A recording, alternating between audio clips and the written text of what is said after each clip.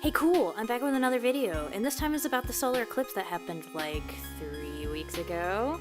You know, sometimes you just gotta sit on these great ideas, aka my computer died. So I'm trying to still make videos, but I had to set up a different setup to get this out today. So I'm still trying, I'm doing my best, I'm sorry. So today's art journal is about the solar eclipse that I experienced a few weeks ago. I am actually in the southeastern United States, and I am in the path of totality where I live. So I got to go up to my dad's farm that it's not really an operational farm yet. It's gonna be that when he retires. So the plan is he's going to move out of the Atlanta area and come over this way and have his I guess self-sustaining farm into retirement.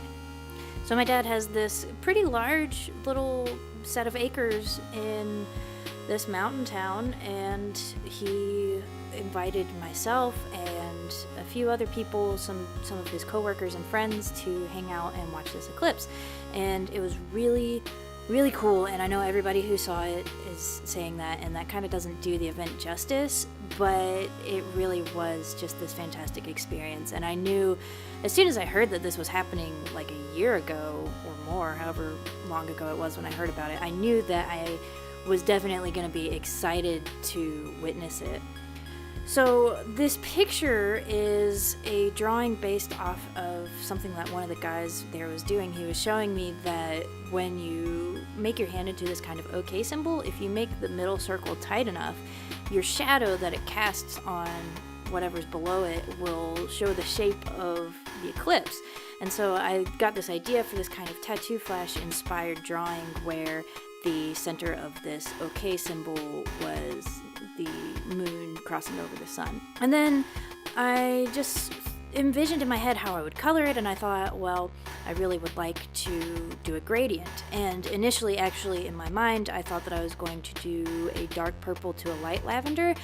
And then I mixed up the colors, and I mixed up this pink on accident, and I was kind of like, well, I kind of want to roll with it. The coolness of the blue and the warmness of the pink work pretty well together.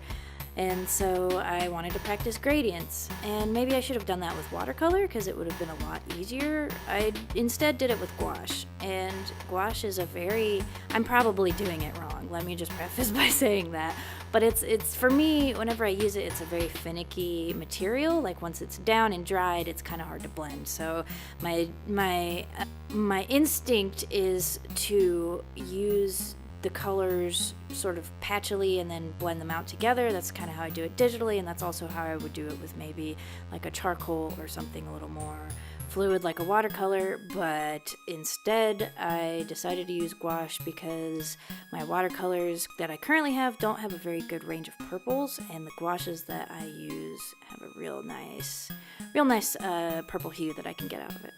So I just practiced with the gradient, and I blended that thing out, and also I decided to ink it with a dip pen, which is visible at the start of the video, and then at the end I also go over it again because the gouache I lost some of the lines in that process.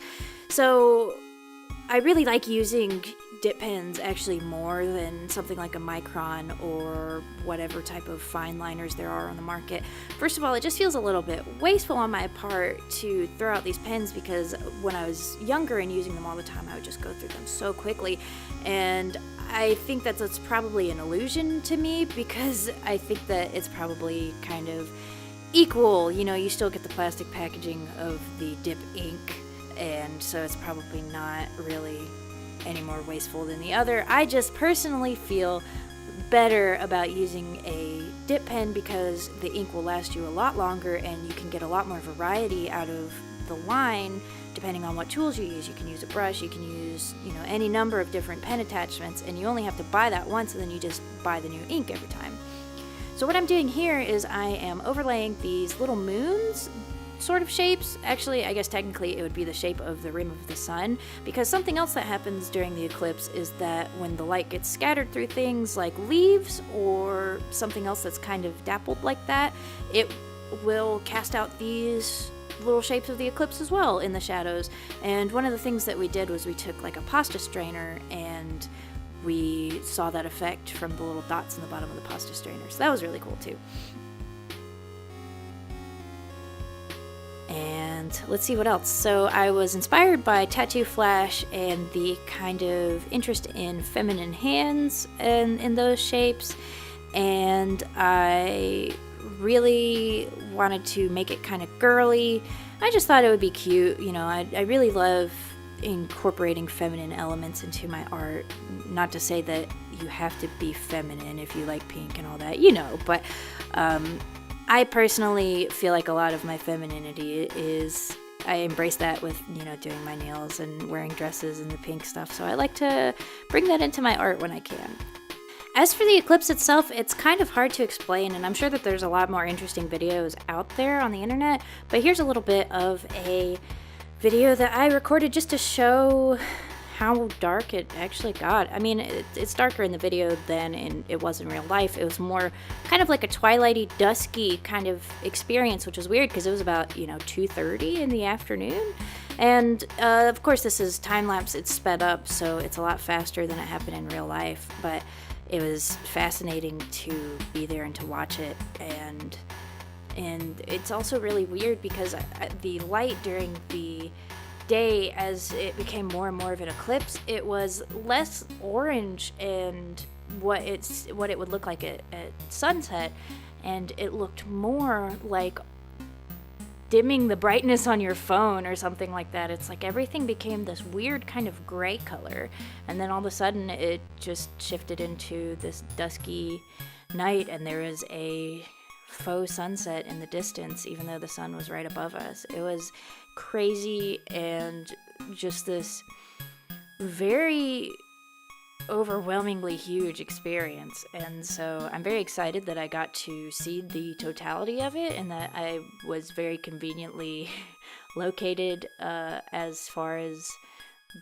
being near it goes. So anyways, I was really excited to have spent a lot of time with my dad and stepmom and my family and just hanging out and, you know, eating food from the grill and watching the sun and moon do that weird thing that they did in the sky.